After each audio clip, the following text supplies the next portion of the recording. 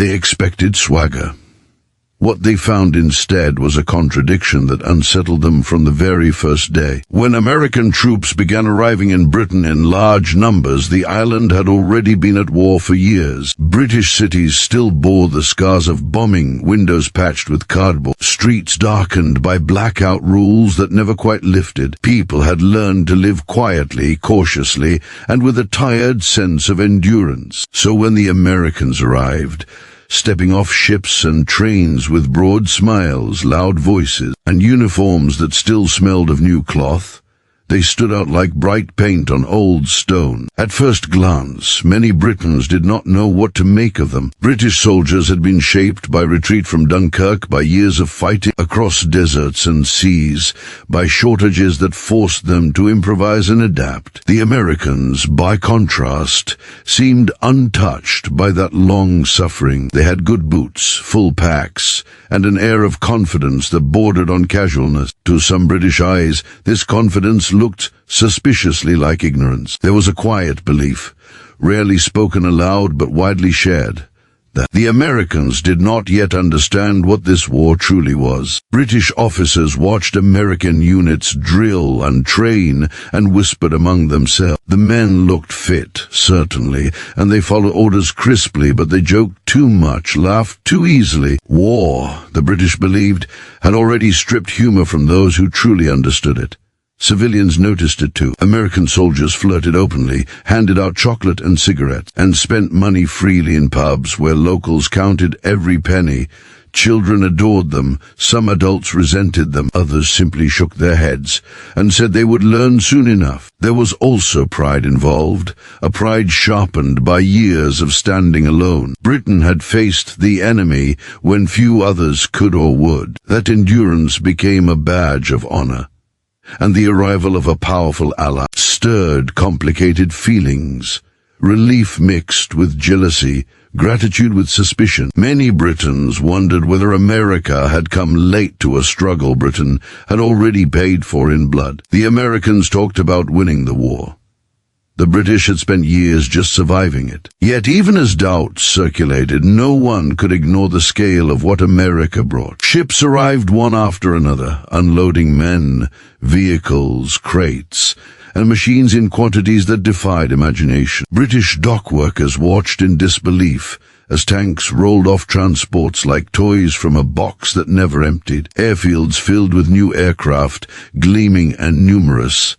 Warehouses overflowed with supplies. The Americans did not seem to worry about running out of anything. For a nation used to ration books and careful planning, this abundance was both impressive and faintly alarming. British soldiers training alongside Americans began to notice differences that went beyond manners and accents. American units emphasized speed, coordination, and aggressive movement. Their training exercises were loud and energetic, full of shouted commands and constant motion. British drills were quieter, more restrained, shaped by tradition and habit. At times, the two styles clashed. British veterans muttered that Americans relied too much on equipment and not enough on instinct. Americans, in turn, sometimes thought the British overcautious and slow to adapt. Neither side said these things openly, but they were felt all the same.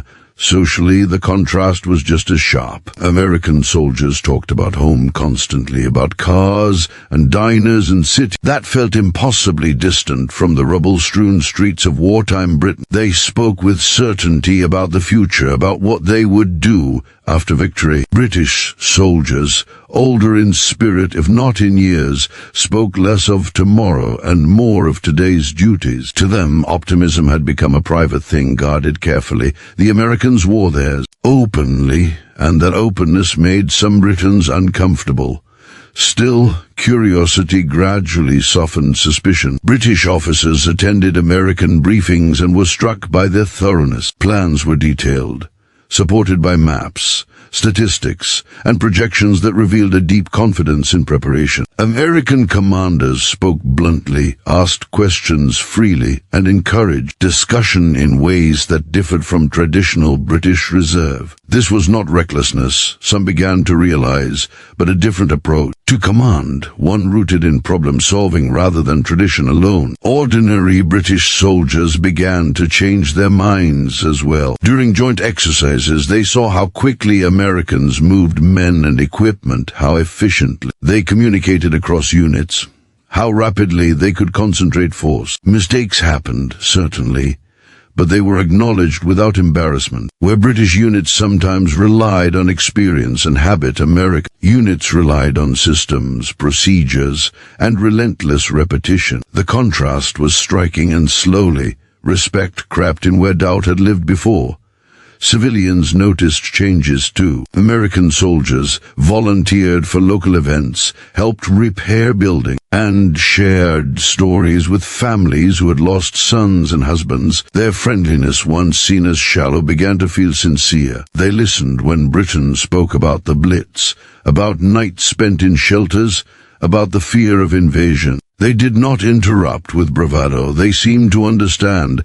Perhaps for the first time, the weight Britain had carried alone. That understanding bridged a gap words could not. There were still tensions, of course. Competition for attention, for scarce goods, and for affection sometimes caused friction. British men joked bitterly about American charm and full wallets. British women bristled at being judged for enjoying American company. Newspapers tread carefully, praising unity while avoiding comparisons beneath it. Although a quiet shift was underway, the Americans were no longer just visitors, they were becoming partners. As weeks turned into months, British observers began to sense something deeper than cultural difference. The Americans brought with them a belief in inevitability, in the idea that once committed, they would not stop until the job was done.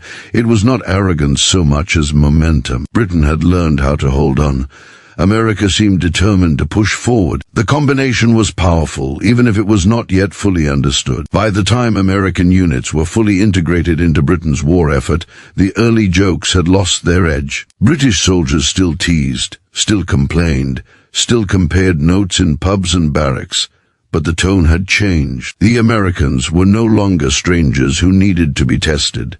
They were allies who would soon be tested together. And beneath the lingering skepticism, a new thought began to form in British minds, quiet but undeniable. These men might not fight like the British, they might not think like the British, but when the moment came, they would fight. And they would not fight alone. That realization marked the true beginning of a partnership forged not by speeches or treaties, but by shared ground, shared meals, and shared preparation for a storm that everyone knew was coming. Combat erased illusions faster than conversation ever could. When American forces first entered major fighting alongside British troops, British observers watched closely, almost clinically. Years of hard-earned experience had taught them that the battlefield was the only true judge. Early encounters produced mixed reactions.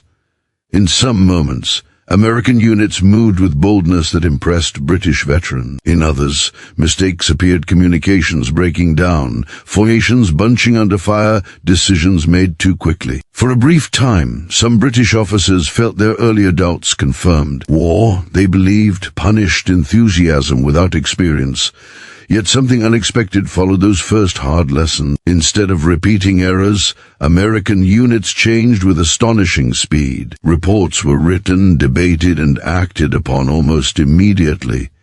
Tactics were revised, training adjusted, and equipment modified. British liaison officers noticed that American commanders did not cling stubbornly to failed ideas. There was little embarrassment in admitting a plan had gone wrong. Instead, there was urgency, as if every mistake was simply raw material for improvement. For British veterans accustomed to slower institutional change, this adaptability was striking. In North Africa, the contrast became clearer with each engagement. The desert was unforgiving, exposing weakness quickly and brutally. Early setbacks shook American confidence, but they did not break it. British soldiers fighting alongside them saw Americans absorb punishment, reorganize, and return with renewed force. Losses were mourned openly, names remembered, and replacements arrived swiftly. Where British units often carried the scars of long depletion, American formation seemed to regenerate, reinforced by an industrial machine that never slept.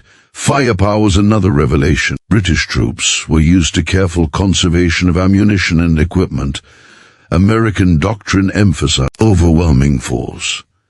When Americans attacked, they did so with artillery barrages that seemed endless, with air support called in rapidly and decisively. British soldiers watching these assaults felt a mixture of relief and awe. The battlefield itself seemed reshaped by the sheer volume of American resources. This was not subtle warfare. It was pressure applied until resistance cracked.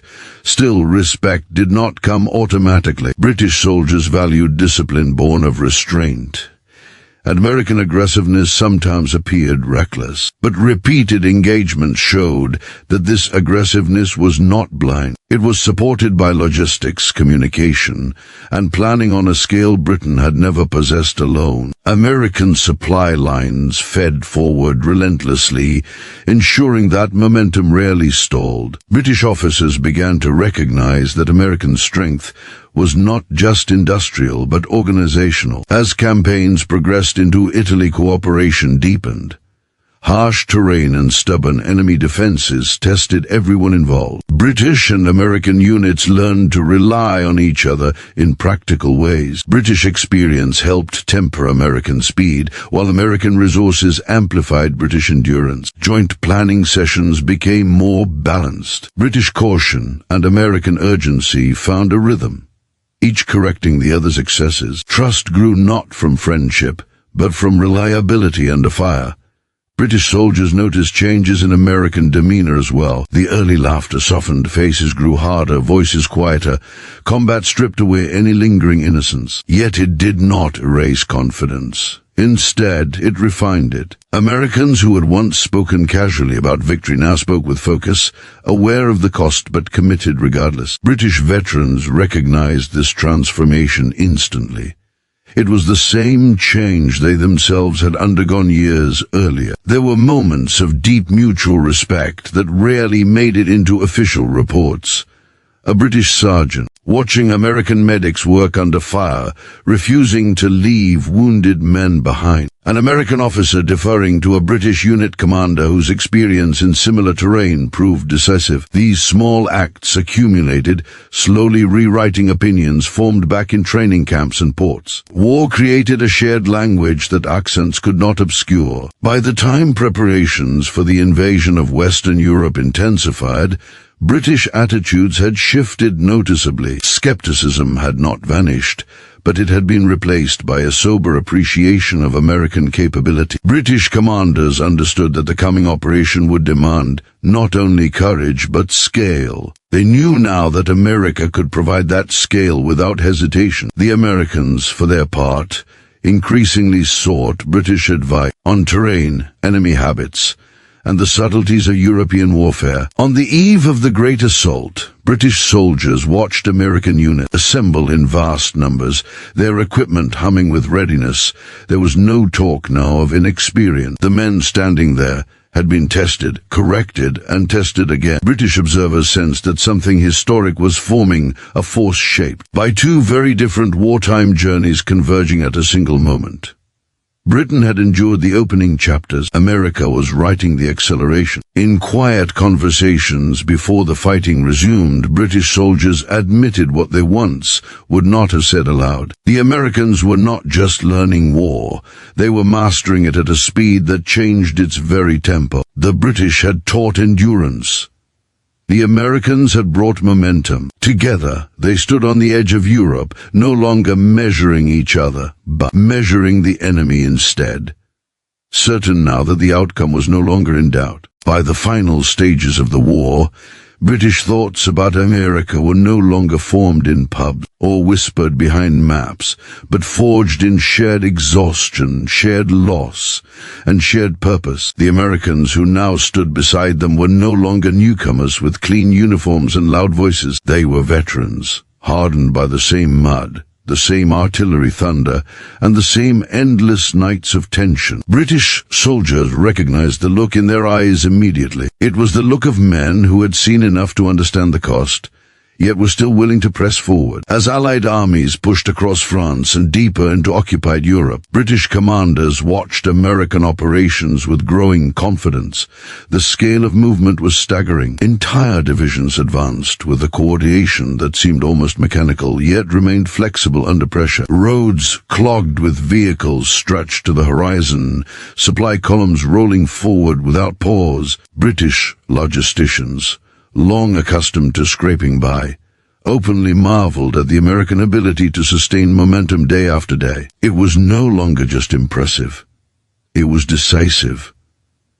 On the battlefield, American adaptability continued to stand out. When resistance stiffened, tactics shifted rapidly. Armor, infantry, artillery, and air power were integrated with a speed that left little time for the enemy to recover. British units fighting alongside them felt the difference immediately. Where earlier wars had often slowed into grinding stalemates, American-driven offensives seemed to keep moving even through setbacks. British officers began to speak less about holding ground and more about exploiting breakthroughs, a subtle but profound shift in mindset. The cultural differences never disappeared, but they softened into familiarity. British soldiers still joked about American accents and habits, and Americans still teased British reserve, but the humor now carried affection rather than irritation. Shared danger had stripped away superficial judgments. What remained was an understanding that each side brought something essential. British experience provided patience and tactical wisdom. American energy provided force and speed. Neither alone would have been enough. Together they reshaped the battlefield.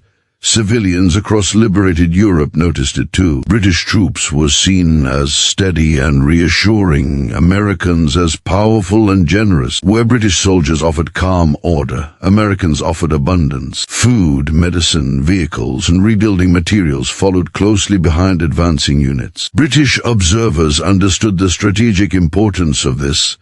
Winning battles was not enough. Holding peace required resources, and America had them in unmatched quantity. Respect turned into reliance, and reliance into trust. As the war ground toward its conclusion, British reflections grew more open. Officers who once doubted American readiness now spoke candidly about their indispensability. Without American industry, manpower, and willingness to absorb enormous loss, the war would have dragged on far longer, at an even greater cost. This was not said lightly. British pride remained strong, but it had matured. Pride no longer demanded exclusivity. It accepted partnership. Among ordinary soldiers, the change was deeply personal. Friendships formed in foxholes and ruined villages carried a weight no official alliance could match. British soldiers attended American memorials. Americans stood silently at British graves, accents blurred in shared grief. The early assumptions that Americans were soft, inexperienced, or reckless felt almost embarrassing in retrospect. War had stripped those ideas bare and replaced them with something far more honest. When victory finally came, celebrations revealed the final transformation. British crowds cheered American units not as guests, but as brothers in arms. There was gratitude, yes, but also recognition. The war that Britain had endured and America had joined late had ended because both had given everything they could. The Americans had not merely arrived to help, they had stayed to finish the fight. In the quiet aftermath, British thinkers and soldiers alike reflected on what they had learned. America, they realized, was not defined by its early distance from the war, nor by its initial confidence. It was defined by its capacity to learn, to mobilize, and to commit without half measures once the decision was made. Britain had fought with endurance born of necessity. America had fought with overwhelming resolve once awakened. History had needed both. The final British judgment of America during World War II was not simple admiration or blind praise. It was something deeper and rarer, respect earned under fire. The British had watched America grow from ally to anchor, from newcomer to driving force. They had seen mistakes, corrected swiftly. They had seen power, applied relentlessly. And they had seen sacrifice, paid in blood just as dearly as their own. When the guns finally fell silent, one truth stood clear in British minds. The war had begun with Britain standing alone. It ended with Britain standing beside a nation that had changed the course of history. America was no longer an uncertain partner across the ocean. It was a proven force, a decisive ally, and a permanent presence in the world Britain now faced. And in that realization, shaped by struggle and sealed by victory, the story truly ended after victory. As armies slowed and the machinery of war began to power down, British reflections on America deepened rather than faded. With distance from the front lines came time to think, and those thoughts were shaped not by propaganda or speeches but by memory. British officers reviewing campaigns saw patterns that had not been obvious in the moment. American strength had not simply overwhelmed the enemy, it had compressed time. Battles that might once have taken months were decided in weeks.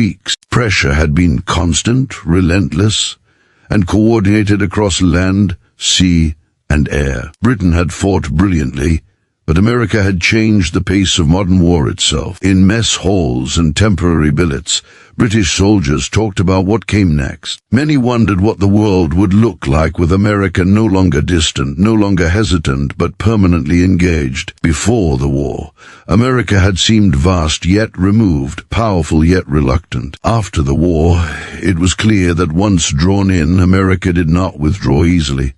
This realization carried both comfort and unease. Comfort, because such power had stood on the right side.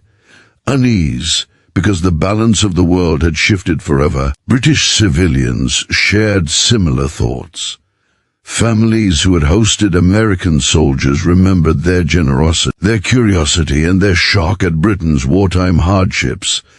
Letters were exchanged long after the fighting ended. Parcels crossed the Atlantic in both directions. For many Britons, America ceased to be an abstract idea and became a collection of faces, voices, and shared moments. The alliance was no longer diplomatic, it was personal. Politically, British leaders understood what soldiers already felt. The war had marked the passing of an era. Britain had proven its courage and resilience, but it could no longer carry global burdens alone. America's rise was undeniable, and British attitudes toward it were shaped less by rivalry than by realism. Respect replaced resentment. Cooperation replaced comparison. The partnership forged in war would now shape peace, whether welcomed or not. Among veterans, the final judgment was perhaps the most honest. British soldiers remembered the Americans not for their early missteps, but for how quickly those missteps disappeared. They remembered the thunder of artillery, the roar of aircraft, the endless convoys moving forward regardless of weather or danger. They remembered American stubbornness under fire, their refusal to accept stalemate as normal. Above all, they remembered that when things went wrong, Americans did not disengage. They reinforced. As years passed, memories sharpened instead of fading. Reunions brought stories retold with clarity. British veterans spoke of moments when American support had arrived just in time, when overwhelming force had broken deadlock and saved lives. These were not exaggerations. They were acknowledgments of reality. Without America, victory would have come later, at far greater cost, if at all. The British view of America during World War II thus completed its journey. It began with curiosity and doubt, passed through testing and adjustment, and ended in recognition. Not blind admiration, not submission, but clear-eyed respect. Britain had survived alone. America had ensured the war did not end in endless survival, but in decisive victory. That understanding lingered long after uniforms were put away. It influenced alliances, strategies, and expectations for generations. The war had shown Britain that power could be principled, that strength could learn, and that distance did not equal detachment forever. America had arrived late, but it had arrived fully, and that, in British memory, made all the difference.